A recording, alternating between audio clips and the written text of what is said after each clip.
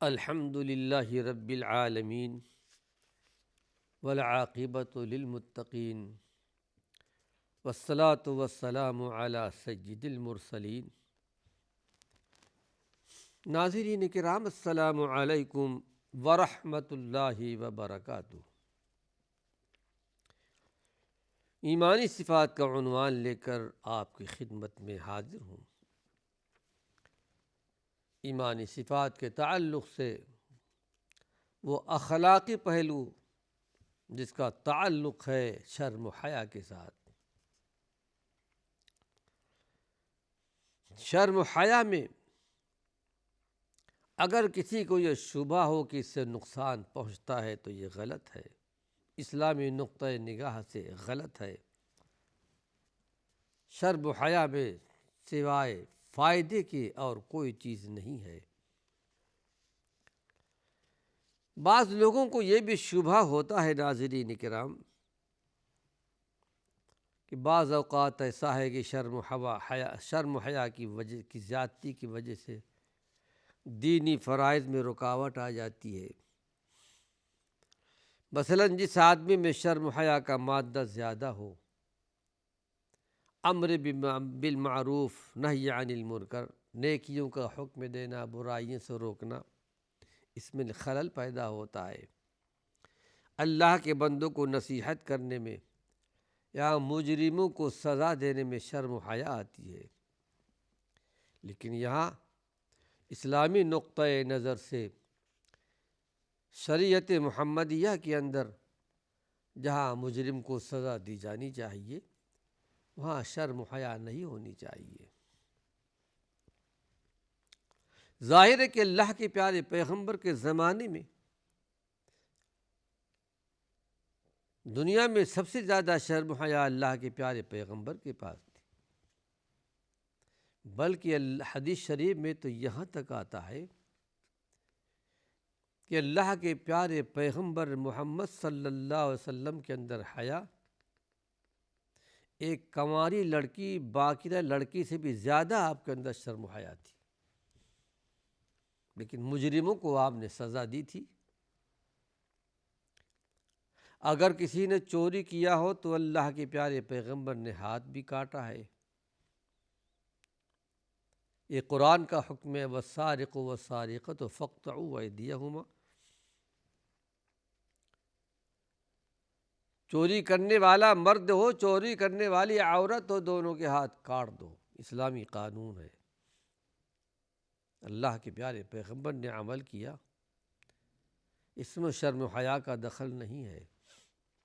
یہاں تک کہ اللہ کے پیارے پیغمبر نے یہاں تک کہہ دیا، اگر میری لاڈلی بیٹی فاطمہ الزہرا بھی چوری کرتی تو میں ان کا بھی ہاتھ کاٹ لیتا۔ جو اس وقت کہا تھا جبکہ ایک بڑے خاندان کی لڑکی نے، عورت نے چوری کی تھی، اور حضرت اسامہ بن زید رضی اللہ عنہ نے سفارش کی تھی۔ آپ کا چہرہ غصے سے سرخ ہو گیا تھا، کہا پچھلی قومیں اسی لیے تباہ اور برباد کر دی گئیں۔ ارے بڑے جرم کرتے تھے چھوڑ دیے جاتے تھے،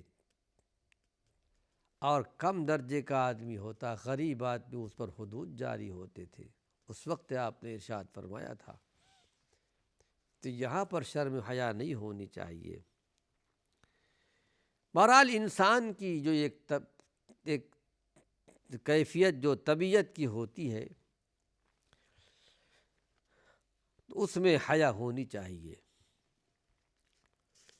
آئیے ایک حدیث اور آپ کے سامنے پیش کر رہا ہوں، بخاری شریف کی ہے۔ حضرت امام بخاری رحمۃ اللہ علیہ، احادیث میں اللہ نے ان کو بہت بڑا درجہ، بہت بڑا مقام دیا۔ کئی لاکھ حدیثیں ان کو یاد تھیں، بڑے بڑے شہروں کا انہوں نے دورہ کیا ہے احادیث کے سلسلے میں، لیکن ان لاکھوں سے زیادہ احادیث کے اندر 6000 حدیثوں کا انتخاب کیا انہوں نے اپنے صحیح بخاری شریف میں۔ نقل کیا ہے۔ لیکن امام بخاری رحمۃ اللہ علیہ، یہ ایک علم کے اضافے کے لیے بات کہہ رہا ہوں، امام بخاری رحمۃ اللہ علیہ نے اپنے مقدمے کے اندر اس بات کا ذکر کیا ہے کہ میرا یہ دعویٰ نہیں کہ جتنے صحیح حدیث ہوں ان تمام کو میں اپنے بخاری شریف میں جمع کر دوں،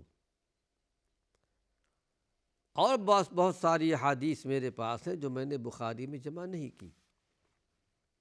میرا یہ دعویٰ نہیں، میرا یہ دعویٰ ہے کہ میری یہ کتاب بخاری شریف میں جتنی بھی حدیث ہے ٹکسالی ہیں، بالکل حدیث ہے، اس میں کوئی شک اور شبہ نہیں ہے۔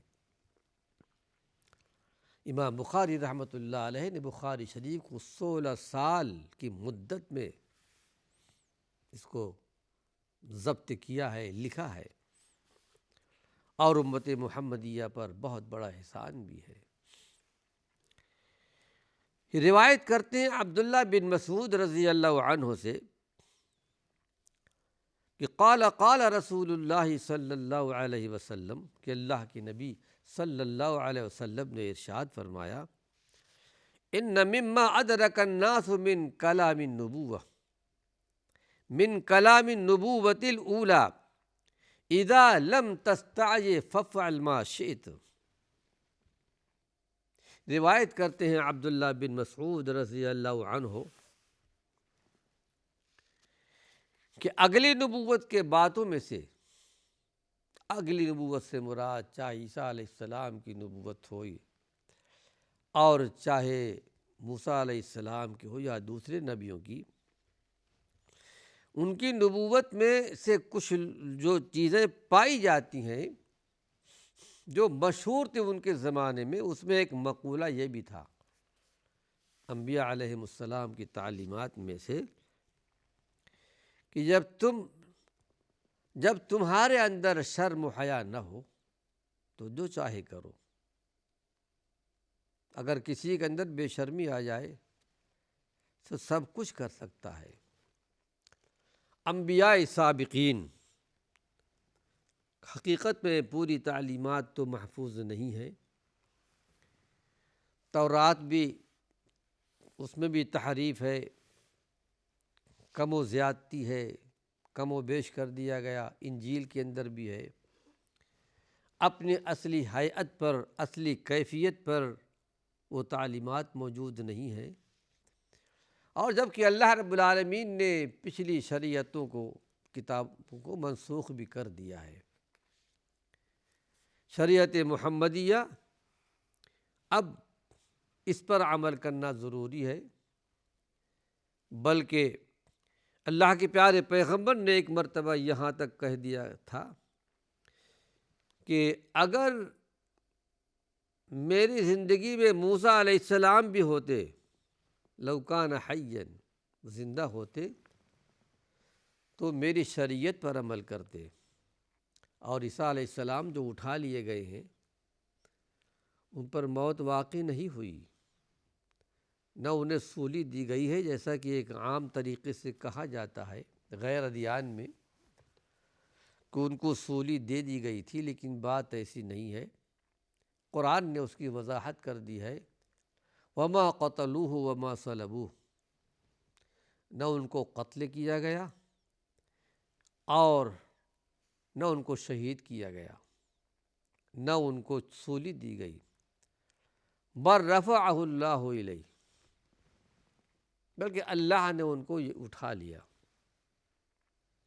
اور قرآن میں یقینی کا لفظ آتا ہے، یقیناً، کہ یقینی بات ہے، اللہ سچا، اللہ کی بات سچی، اللہ کی کتاب سچی ہے۔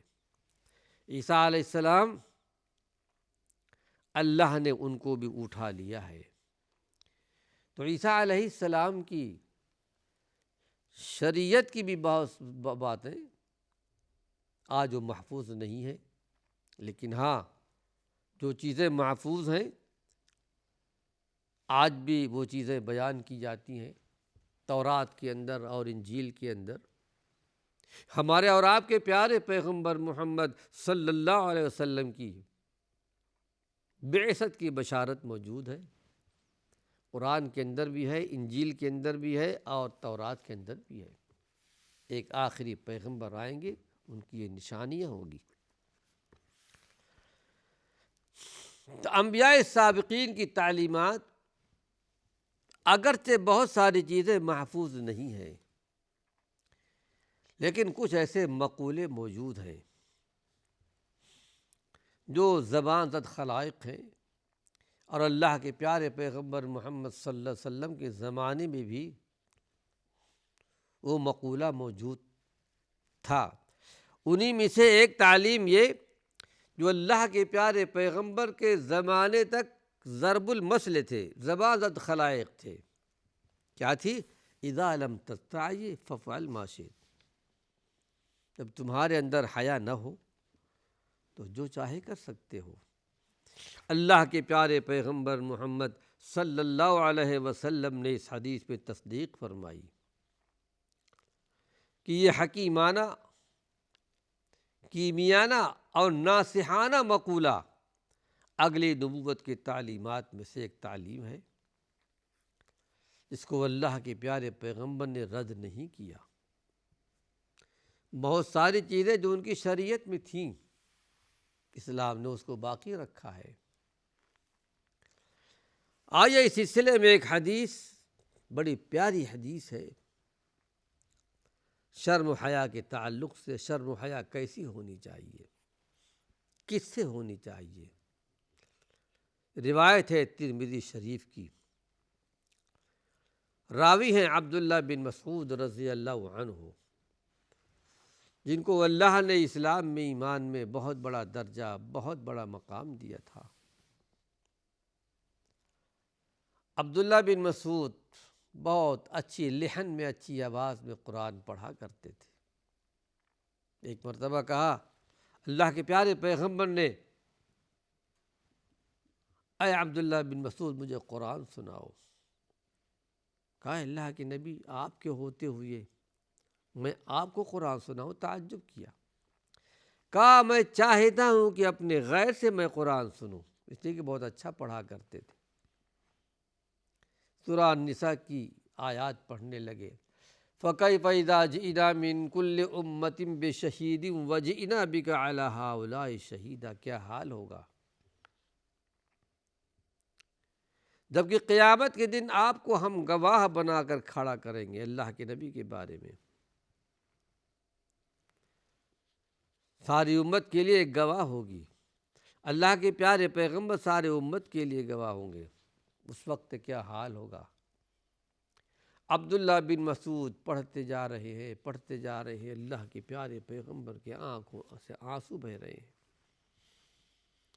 قیامت کے اس احوال کو سن کر آپ برداشت نہیں کر سکے، یہ ڈر، یہ خوف۔ اللہ کے پیارے پیغمبر دنیا کے سب سے بڑے متقی، دنیا کے سب سے بڑے عابد و زاہد انسان تھے، اور آپ کہا کرتے تھے میں دنیا میں، یعنی سب سے زیادہ تم سے اللہ سے ڈرنے والا ہوں۔ اس کے بعد آپ نے ارشاد فرمایا، اے عبداللہ بن مسعود حسبک حسبک، بس اب کفایہ کافی ہے۔ دیکھا تو آپ کی آنکھیں بہہ رہی تھیں۔ عبداللہ بن مسعود کا اسلام میں بہت بڑا درجہ، بہت بڑا مقام۔ روایت کرتے ہیں کہ اللہ کے نبی نے ارشاد فرمایا، استعیذوا من اللہ حق الحیا۔ لوگوں اللہ سے ڈر، اللہ سے حیا کرو، اللہ سے شرم کرو، جیسا کہ حیا کرنے کا، شرم کرنے کا حق ہے۔ سب سے پہلے اس کا ترجمہ پیش کر دیتا ہوں۔ قلنا انا نستحی من اللہ یا رسول اللہ والحمد للہ۔ صحابہ نے کہا اللہ کے رسول صلی اللہ علیہ وسلم، اللہ کا شکر ہے کہ ہم اللہ رب العالمین سے حیا کرتے ہیں۔ قال لیس ذلک، حیا کرنا ایسا نہیں ہے، ولکن الاستحیاء من اللہ حق الحیا، مگر اللہ رب العالمین سے حقیقی شرم و حیا کرنا یہ ہے، ان تحفظ الرأس وما وعى، کہ تم اپنے سر کی حفاظت کرو اور جو کچھ سر کے اندر ہے۔ والبطن وما حوا، اور شرم کرو اپنے پیٹ کے بارے میں جو اس نے احاطہ کر رکھا ہے، جو بھر رکھا ہے پیٹ کے اندر۔ وَتَذْكُرُ الْمَوْتَ وَالْبَلَا، حیا یہ ہے کہ تم موت کو اور اپنے سڑنے گلنے والوں کو یاد کرتے رہو۔ وَمَنْ أَرَادَ الْآخِرَةَ تَرَكَ زِينَةَ الدُّنْيَا، حیا تو یہ ہے کہ جو آخرت کا ارادہ کرتا ہو دنیا کے زیب و زینت کو چھوڑ دیتا ہو۔ وَآثَرَ الْآخِرَةَ عَلَى الْأُولَى، اور دنیا کے مقابلے میں آخرت کو ترجیح دیتا ہو۔ فَمَنْ فَعَلَ ذَلِكَ، جس آدمی کے اندر یہ صفت موجود ہو، فَقَدِ اسْتَحْيَا مِنَ اللَّهِ حَقَّ الْحَيَاءِ، تو حقیقت میں اس نے حقیقی معنوں میں اللہ سے حیا کرنے کا حق ادا کر دیا۔ آئیے ناظرین کرام اس کی ذرا شرح بیان کر دوں، بڑی پیاری حدیث ہے ترمذی شریف کی۔ اللہ کے پیارے پیغمبر نے حیا کے تعلق سے ارشاد فرمایا کہ جیسا اللہ سے حیا ہونی چاہیے ایسا حیا کرو۔ صحابہ کے نے کہا اللہ کے رسول ہم تو اللہ سے حیا کرتے ہیں، الحمدللہ ہمارے اندر حیا موجود ہے، شرم موجود ہے، یعنی ہم بے حیائیوں سے بچتے ہیں، منکر باتوں سے بچتے ہیں۔ قال لیس ذالک، آپ نے ارشاد فرمایا کہ نہیں، اس کا نام حیا نہیں ہے، ایسا نہیں ہے۔ حقیقی حیا کیا ہے؟ حیا تو ہے یہ ساری چیزیں، لیکن حقیقی حیا کیا ہے؟ وہ حیا یہ ہے جو اللہ سے حقیقی معنوں میں حیا کرو۔ ان تحفظ الرأس وما وعى، تم حیا کرو اپنے سر کے بارے میں اور جو سر کے اندر ہے۔ لیکن ناظرین کرام وقت ختم ہو چکا ہے، اللہ نے چاہا اس حدیث کا تتمہ اپنے اگلے درس میں ذرا اختصار کے ساتھ پیش کروں گا تاکہ سمجھ میں آ جائے۔ وآخر دعوانا ان الحمد للہ رب العالمین۔